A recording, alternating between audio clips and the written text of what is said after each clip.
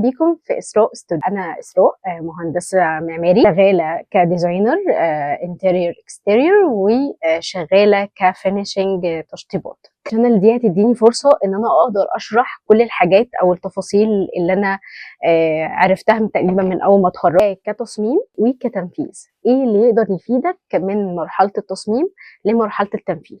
طيب لو انت في اتجاه الانتيريور عموما، انت تبقى عارف الانماط او الستايل عموما بتاع الديكور، كمودرن، كلاسيك، نيو كلاسيك، ايا كان الستايلات، تبقى انت عارف تفرق، قاري عن الحاجات ديت. البرنامج ده مش هيعلمك الذكاء انت تبقى مصمم شاطر، لا، هي ما الا انك انت بتوضح بيها الافكار اللي في دماغك. قبل كده كنا في اللي هو الرسم اليدوي، طيب الدنيا تطورت اكتر، فابتدينا يبقى في برامج.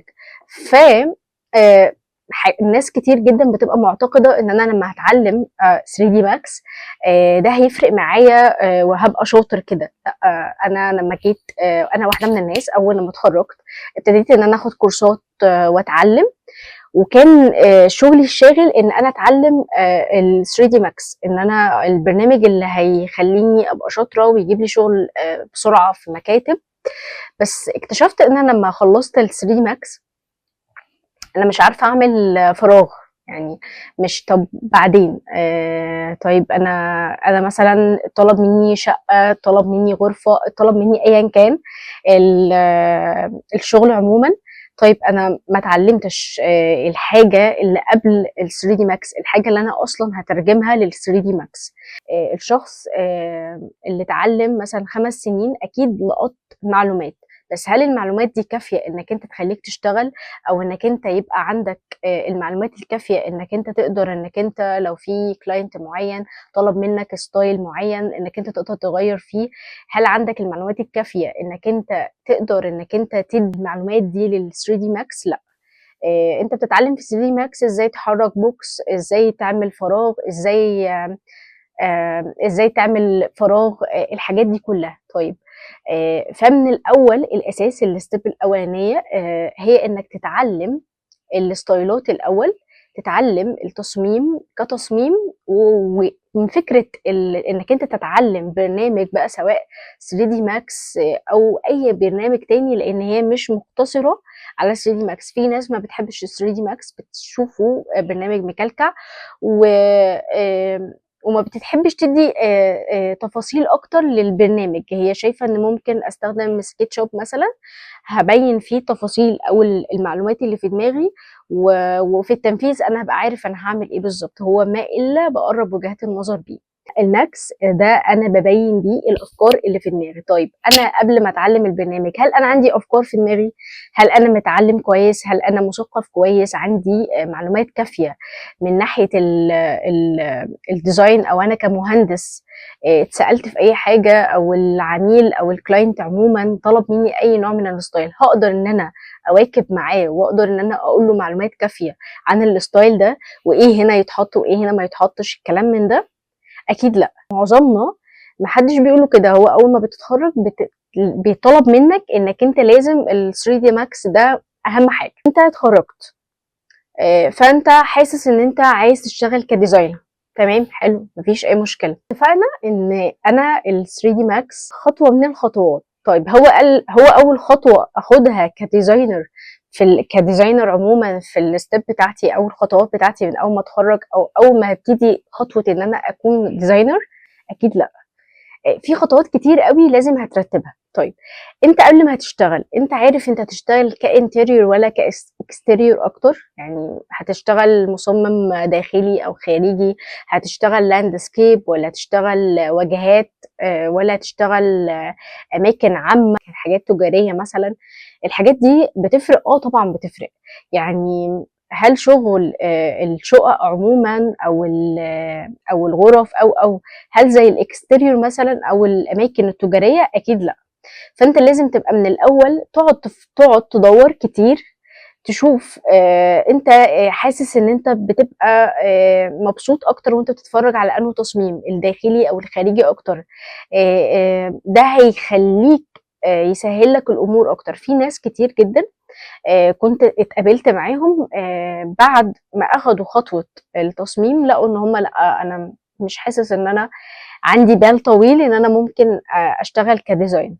فيبداوا بعد ما اخدوا كورسات واخدوا حاجات كتير جدا لغوا كل ده وابتدوا يشتغلوا كسايت اكتر، تمام، او كمكتب فني اكتر. من الاول تبقى انت تدور هنا وهنا وهنا، تبدا كده اول ما تتخرج تبدا انك انت تقول طيب انا مش عارف، انا هكون حابب اكتر ان انا اشتغل كديزاينر، تمام، او ان انا اشتغل كمهندس سايت، كان تمام كسايت انجينير. طيب ده هعرفه ازاي؟ تقدر انك انت شركات كتير جدا ومكاتب كتير جدا انك هي مسهله لك ان انت تقدر انك انت تنزل تريننج مع اي مكتب او اي شركه.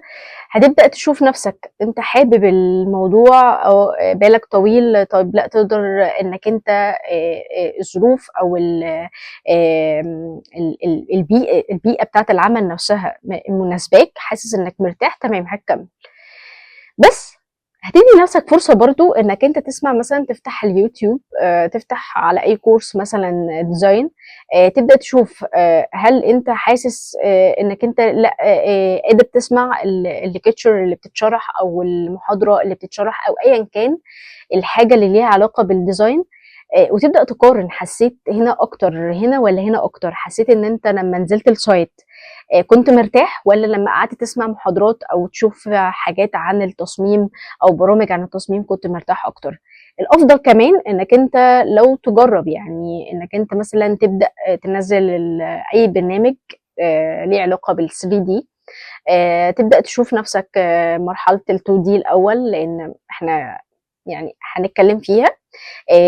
تشوف مرحلة ال2 دي بتاعتك، تبدأ تشوف فيه فراغ وتتعلم. طيب أنت بالك طويل، حاسس إنك مرتاح، حاسس إنك أنت تقدر تدّي في الحتّة دي أكتر والّا لأ؟ وساعتها تقدر تقرر إذا كان خلاص أنا عايزة أشتغل كdesigner والّا عايزة أشتغل site engineer. طيب خلاص حددنا وفهمنا بنسبة 70 80% أنا حاسس إن أنا في السكة دي أكتر، تمام. قررت مثلًا أنت خلاص أنا عايزة أشتغل كdesigner. طيب برضه أنت كده ما وصلتش لل100%، لأ لسه قدامك كتير أو شوية، بلاش كتير، يعني شوية إنك أنت تبقى تحسم قرارك أكتر. طيب إزاي؟ إحنا لمّا بتطلب كمان، يعني خصوصًا في الشركات الprofessional أكتر، بيبقى محددين أكتر أوي الtype بتاع المهندس أو المصمم اللي بيشتغل. يعني بيقول مثلًا أنت exterior والّا interior، طيب أنت شغال واجهات والّا landscape والّا شغل exterior أكتر من ناحية الشغل التجاري. ف ليها تخصصات كتير جدًا، وبيبدأ إن الشركات أو أيًا كان المكان اللي أنت بتقدم فيه بيبقوا يعني بيركزوا أنت متخصص في إيه بالضبط.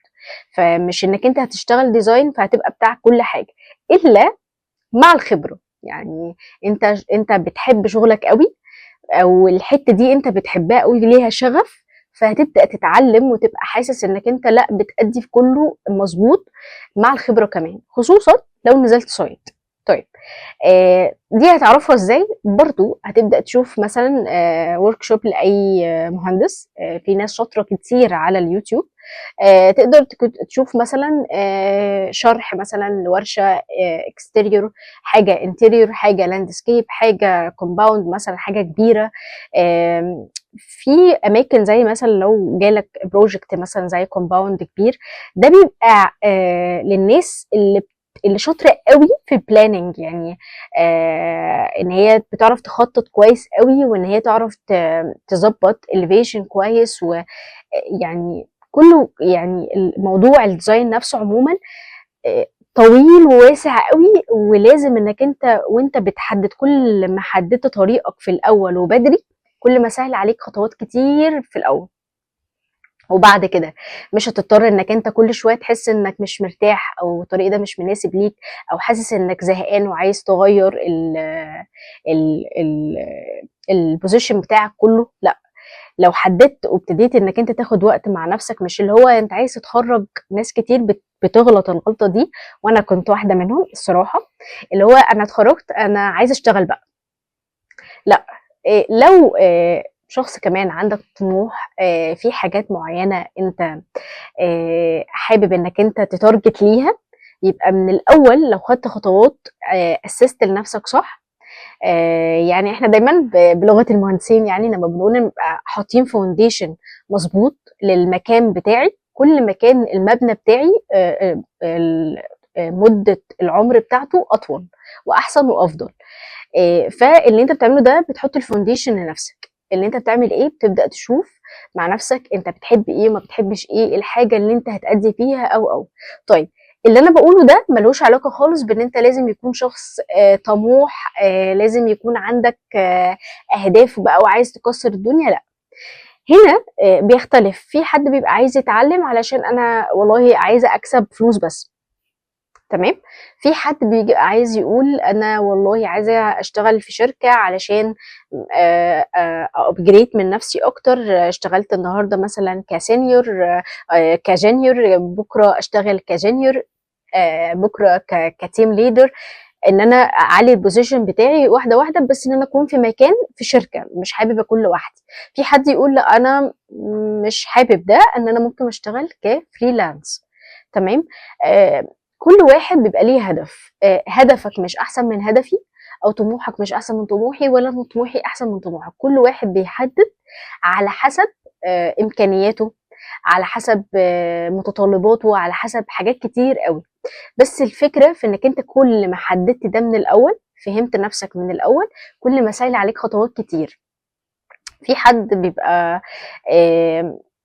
لما يفهم الاول هو بيعمل ايه. يعني احنا مثلا لما بتدخل تتعلم مثلا الكلمات، بنتعلم الاول حروف وبعد كده بنبدا نجمع كلمات.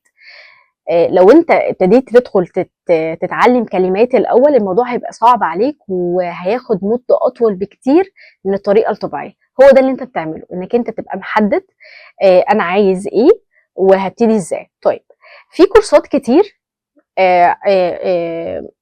بتبدا. وانا هتكلم عن نفسي. اول ما اتعلمت ال 3 دي ماكس الصراحه، اول ما دخلت الكورس انا ما كنتش فاهمه هو انا بتعلم الاوامر دي ليه، او الاوردرز اللي انا بتعلمها في الماكس دي ليه. مع يعني واحنا بنشرح في الليكتشر هبدا دي ان انا ايه، ادردش معاكم في حته زي كده.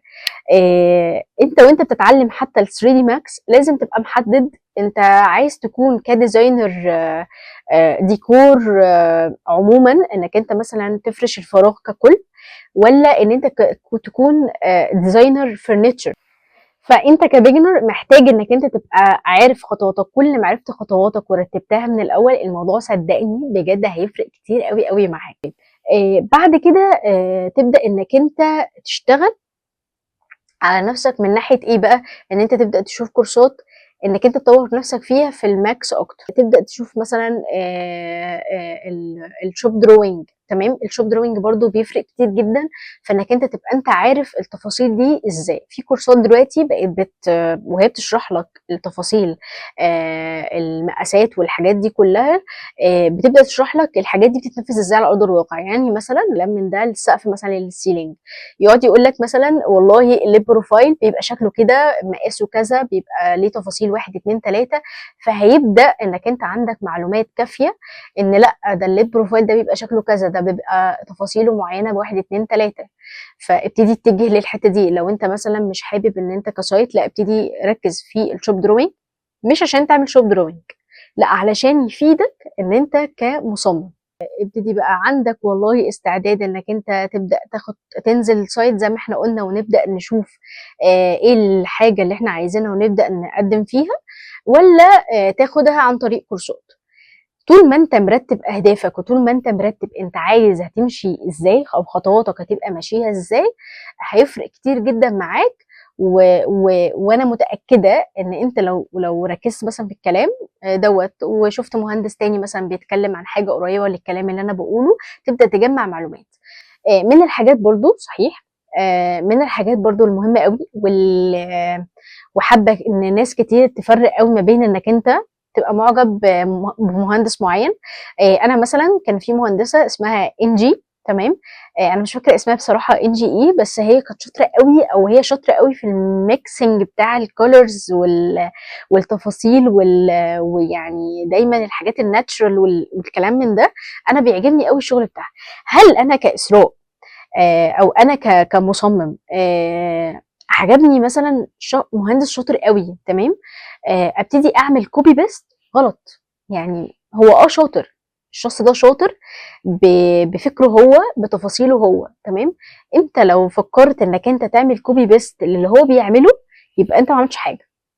كل اللي هيشوفك يقول ايه ده بيعمل نفس شغل كذا، وهتلاقي نفسك تايه اصلا انك انت ما الا بتعمل ايه، بتعمل تقليد لحد انت بتحبه. لا. طيب هل الصح ان انا مثلا اشوف كذا مهندس وابتدي ان انا اجمع؟ يعني مثلا المهندس ده بيعجبني مثلا التكتشرز بتاعت الالوان بتاعته، او التكتشرز بتاعت الماتيريالز بتاعته، لا ده بيعمل هنا الوان معينه فهاخدها، وابتدي بقى ايه، اجمع الحاجات دي كلها مع بعض. هتحس انك تايه ليه؟ لان انت مش مجمع الحاجه دي وموفقها على اساس اللي يناسبك انت. لا، هو الحاجات دي كويسه عشان هي كانت مناسباه هو، قدر يظبطها ويتارجتها على اساسه هو. طيب الصح ايه؟ ان انا عجبتني حاجه في المهندس ده او الديزاينر ده، عجبني فيه بيشتغل بطريقه معينه او مود معين، ابتدي افهم هو بيشتغل ازاي، او ابتدي اركز في الستايل بتاع الشغل بتاعه. وعجبتني مثلا حاجه في ديزاينر تاني، ابتدي اميكس الحاجات دي مش بطريقه تناسبني انا وتناسب الشغل بتاعي، تمام كده. بحيث ان انت لما حد يشوف شغلك، او ان حد بعد كده فيما بعد يبقى بيتفرج على الشغل بتاعك، يحس ان انت لا، انت اضفت للشغل بطريقه تناسبك انت وبتاعتك انت. يعني البصمه دي، التوتش بتاعك ده بتاعك انت، مش مجرد ان انت عملت كوبي بيست للديزاينر اللي انت شفته وخلاص، تمام كده. طيب احنا كده رتبنا احنا انت انت لسه بيجنر، انت لسه حد متخرج، هتعمل ايه خصوصا كمعماري؟ يعني انت مطلوب منك ايه؟ طب انا هشتغل سايت او هشتغل كديزاينر، احنا اتكلمنا عنها باسترسال كتير قوي. طيب حاجه من الحاجات اللي انا برضو حابه اتكلم فيها هي الاي اي، او عموما اي حاجه جديده هتظهر. بيبدا في ناس كتير، الناس اللي ما عندهاش وعي شويه تبدا تخاف وتقلق. هنرجع بالزمن ورا شويه قبل ال 3 دي ماكس، اي يعني خلينا نقول عموما اللي هي البروجرامز اللي هي ال 3 دي عموما، قبل ما تظهر، ان اول ما ظهرت برضو الناس اللي هي كانت قبل ما تشتغل بال 3 دي ماكس، قبل ما تشتغل بال 3 دي ماكس كانوا خايفين قوي، بيقولوا ايه ده، ال 3 دي ماكس هيخلينا نقعد كتير في البيت، احنا كده هنقعد في البيت ومش عارفه ايه، واحنا مش متعلمين الحاجات دي وكده. الناس الجيل الجديد هو اللي هيبقى متعلم اكتر، او شغلنا هيقل و اتعلم دايما ان اي حاجه جديده عليها او ليها علاقه بالتكنولوجيا، اتاكد ان هي عمرها ما تحل مكان عقلك انت. احنا شغلنا كله متوقف على العقل. هل الاي اي هيقعد مع الكلاينت مثلا او العميل او الشركه او ايا كان، هيقعد يعرف متطلباته؟ لا، لازم دي في حاجه زي بنقول انتر اكتف اكتر، حاجه لازم هتكون شخص اكتف، حد فاهم يعني في انبوت وفي اوتبوت، الاتنين لازم يكونوا شغالين. فهل الاي اي هيقدر يعمل ده؟ اكيد لا. هو بيساعدك لده. يعني زي ايه مثلا؟ طيب انت مثلا بتقعد وقت انك انت ما تبقاش عارف الستايلات اللي انت تشتغل عليها ايه في الاول. طيب ما انت ممكن مثلا تقوم قايل للاي اي انا والله انا هشتغل فراغ مثلا، يعني هاشتغل فراغ مثلًا modern لغرفة ولد مكوّنة من سرير واحد مثلًا، أو مكتب واحد، دولاب واحد، الكلام من ده. يبدأ يطلّع لك أشكال تاخد منها reference، هي ما إلا بيساعدك زي Pinterest كده. إحنا قبل الAI كان معظم الdesigners بنسبة 90% إن ما كانش 100% كنا معتمدين اعتماد كلي على بنترست أو البيهانس عموما. البيهانس عشان أكتر كبورتفوليو أو بنتعلم من ناس تانية، بس كريفرنس بنبتدي بيها بندور على البنترست. الموضوع تطور اكتر في صالحك انت، يعني انت اللي تقدر تقرر اذا كانت الحاجه دي هتبقى مفيده ليك او هتبقى مضره ليك. وطبيعي اي حاجه بتظهر اتعلم ان هي هتبقى ليها ضرر وليها نفع، فما كنتش تقدر تستخدم الحاجه دي ان هي تنفعك انت، مش هقول لك هتأذيك، لا هو غيرك هيقدر يتارجتها لنفسه بطريقه احسن وهيسبقك. تمام. فاحنا بقينا يعني كل شويه الموضوع هيطور اكتر وفي برامج هتظهر كتير. ان شاء الله يعني لو حسينا ان في برامج معينه مثلا ان احنا نقدر نتكلم فيها دي ان شاء الله يعني باذن الله فيما بعد. عموما اللي انا قصدي اتكلم فيه ما تسمعش حته انه لا ده تقدر ان انا اعمل لك غرفه او اديك مقاسات غرفه وابتدي تعمل لي فيها شكل. هو بيطلع لك شكل، بس هو هل الحاجه دي بتواكب الطبيعه او ان تقدر انك انت تنفذها على ارض الواقع، او الماتيريال اللي عاملها لك دي هل متوفره تقدر تنفذها على ارض الواقع؟ اكيد لا. استحاله بنسبه مليون المية اللي انا بقوله ده مظبوط. الا لو انت مثلا بتقول انا عايز الحاجه الخامه دي خشب، هو هيطلع لك خشب، بس افرض الخشب ده مش موجود. تمام. احنا في شغلنا عموما لما بنيجي نطلع ديزاين بناخد ماتيريالز معينه متاكدين ان هي موجوده في ارض الواقع، بنبدا يبقى معانا باليتس من شركات موجوده على ارض الواقع، وعلى اساسها بنبدا نعمل الديزاين. خلاص الديزاين اتاكسبت من الكلاينت او من الشركه او المكتب او تمام، بنبدا على ارض الواقع خلاص احنا عارفين الماتيريال دي نوعها ايه وتقدر تتنفذ منين، ولو ما عرفناش نجيبها من المكان ده هنقدر نجيبها من المكان ده او من الشركه دي، فنقدر ان احنا ننفذ ده على ارض الواقع. انما لو بندور على الشكل الحلو يعني سهل ان انا اكتب اي حاجه والاي اي طلع في اماكن في مجالات كتير جدا. هل ده هيستبدل يعني صاحب المكان نفسه او الشغل نفسه او المهندس نفسه؟ استحاله. هو بيساعدك، بدل ما كان الريفرنس مثلا بتقعد بالساعات تدور على غرفه مثلا المود بتاعها ريد اكتر او بلو اكتر، لا انت ممكن انك انت والله انا محتاج غرفه 1 2 3، هيبدا يظهر لك الستايلات اللي في المود اللي انت اتكلمت فيه. تبدا انك انت خلاص شفت كذا ريفرنس تبدا تشتغل انت كديزاينر. فان هو بيسبب عليك او بيسبب لك قلق من ناحيه شغلك، استحاله. اتاكد مليون الميه ان هو ده اللي ما كنتش هتارجته لنفسك، في ناس كتير جدا هتقدر ان هي تشتغله او تستخدمه للافضل وللاحسن ليه. حاجه من الحاجات ان انت بعد ما خلاص اتعلمت هتبدا تدور مثلا على تريننج في مكان. دور على المكان اللي انت هتقدر تستفيد منه. في ناس كتير جدا بتعمل في معاناه او ان هي مثلا بتدخل وتشوف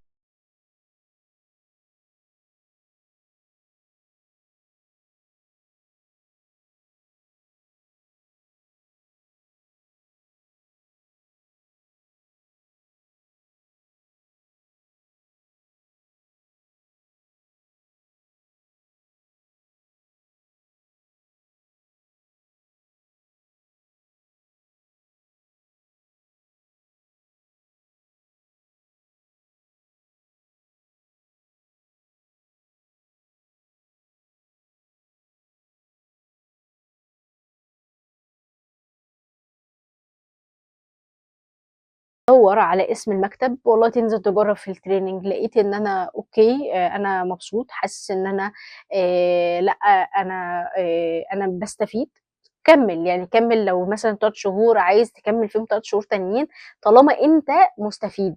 دور على الحاجه اللي دور على الحاجه اللي هتديك فاليو اكتر وان انت تطلع منها مستفيد، مش المكتب.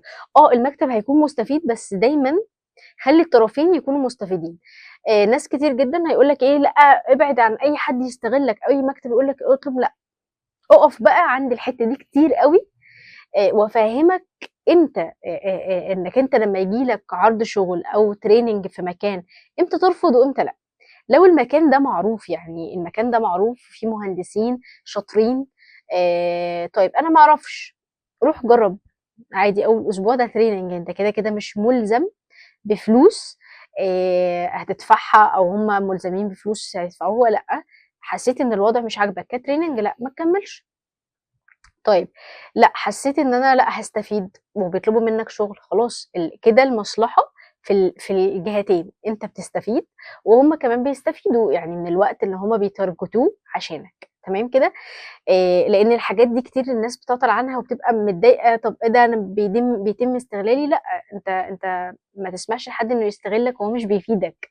أنا اتعرضت لده كتير، يعني أنا ما كانش عندي خلفية، ولو أنا كان في يعني لو كان في الموضوع بيعصبني شوية يعني لو كان في فيديو مثلًا سمعته لمهندس كان بيتكلم عن حاجة زي كده، كان هيفرق طبعًا، يعني كان هيفرق كتير أوكي. اللايت أوكي، يعني فصل عشان إحنا بقى لنا كتير تقريبًا، فقشطة إحنا نشتغل، إحنا مش مهم اللايت، إحنا المهم إن الكلام اللي إحنا بنقوله، تمام، عشان نكمّل بس بقية الفيديو، ويبقى فيديو كامل تقدر إنك أنت تستفيد فيه من الأول للآخر، تمام. إحنا كنا بنقول إن أنت تبقى عارف المكان اللي أنت داخل فيه، خصوصًا لو أنت لسه شخص بتدوّر مثلًا على شغل، فتبدأ تدوّر على المكان، والله المكان ده حاسس إنه أوكي، أنا هاستفيد وأنت تستفيد، أوكي. حاسس إن بيئة الشغل نفسه أو المكتب ده كويس، خلاص يبقى كمّل training وكمّل معاهم، واطلب منهم إن فيما بعد إنك أنت تشتغل، إن أنت اتأكد طالما أنت ارتحت نفسيًا وحاسس إن أنت بتستفيد وأنت نفسك بتتطور، إن المكان ده هيفرق كتير جدًا طول ما أنت مكمّل معاه. حسيت إنه لأ، أنا في الtraining لأ مش مرتاح، من أول أسبوع، من أول يومين، من أول يوم ما تكمّلش ودوّر على مكان تاني، هتلاقي بدل المكان 2 بس أنت مش هتقوم من النوم هتلاقي نفسك في مكتب بيكلمك والله تعالَ، لأ، لازم هتتعب في الأول، ولازم تدوّر في الأول، الحاجة لمّا هتيجي لك سهلة هتفتكر إن هو ده الموجود وده المتاح، وده حاجة غلط جدًا، ده مش كده، لازم هتدوّر شوية وهتتعب شوية معانا في الأول، معلش تعالَ على نفسك، بس لمّا هتلاقي ما تكمّلش كtraining، ادخل قُل والله أنا هاشوف كtraining الأول، خلاص حسّيت إن أوكي، تمام كمّل، تمام، أهو بتدرس في الأول وفي الآخر بتدرس المكتب، حسّيت إنّك أنت مرتاح فيه، تمام كمّل. ده عشان برضه الحتّة دي كانت بتفرق معايا كتير أوي، إن أنا كنت باروح لأي مكتب وأقعد بقى وأرهق نفسي، وكان بيتطلب منّي شغل وأقعد أعمله 2D وكلام من ده، وبعد كده يترد عليَّ تقول لي والله ماشي، لأ خلاص شكرًا. ما تعملش حاجة غير لمّا تروح مكتب، ويُفضّل إنّك أنت لمّا تنزل في مكان، يعني تروح مكتب وتبقى في مكان بتروح بدوام، يعني إن أنت مثلًا من الساعة كذا للساعة كذا، ابعد خالص عن فكرة إن أنت تنزل training كfreelance، لأ. اتأكد إن مليون في المِيّة ده اشتغالة، يعني اللي هو طَب هنجرّبِك الأول في مشروع، لأ. مبسوطة جدًا إن أنا كنت معاكم، وحاسة إن أنا اتكلّمت كده وطلّعت طاقة كتير جدًا من عندي، بعد وقت طويل، أنا بقى لي كتير أوي ما عملتش فيديوهات، يعني تقريبًا بقى لي سَنة ونُص تقريبًا، فالموضوع يعني أخَد وقت عشان أقدر أعمل فيديو زي ده. أنا حقيقي متوترة جدًا، أو حقيقي مبسوطة، مش عارفة، ميكس كده مشاعر كتير، إن أنا هاكون ممتنة أوي لأي حد هيشوف الفيديو ده ويsupport me ويبدأ إن هو يتابع الchannel بتاعتي، وهاستنى إن أنتم تقولوا لي الcomments بتاعتكم، لإن الموضوع بجد مُرعب. حابة إن أنا اللي أنا عايزاه بجد إن أنا أقدر أفيد على قد ما أقدر، وإن أنا أوصّل المعلومات زي ما أنا عايزة، فإن شاء الله ربنا يوفّقني إن أنا أعمل ده، وما توفيقي إلا بالله، فإن شاء الله ربنا يعينّي إن أنا أقدر إن أنا أي حاجة أقدر أفيد بيها هافيد، مش هاتأخّر عن حد بإذن الله، وتكون الchannel كده حاجة لطيفة وخفيفة على قلوبكم، ممكن نعتبرها مثلًا قطايف إسراء إن شاء الله يعني، بس تكون حاجة الحلقة بتاعة النهارده تكون حلقة لطيفة كده وخفيفة، نتقابل مع بعض إن شاء الله في أول lecture أو أول part عمومًا هينزل، وإن شاء الله أكيد بُكرة، وبعديها نبدأ نعمل الجروب ونشوف الدنيا هتبقى ماشية إزاي. هاكون طبعًا مبسوطة جدًا لو عملتوا subscribe، فعلتوا الجرس، عملتوا like وcomment وshare للchannel بتاعتي طبعًا. إلى اللقاء، وإن شاء الله نتقابل في أول part. باي باي.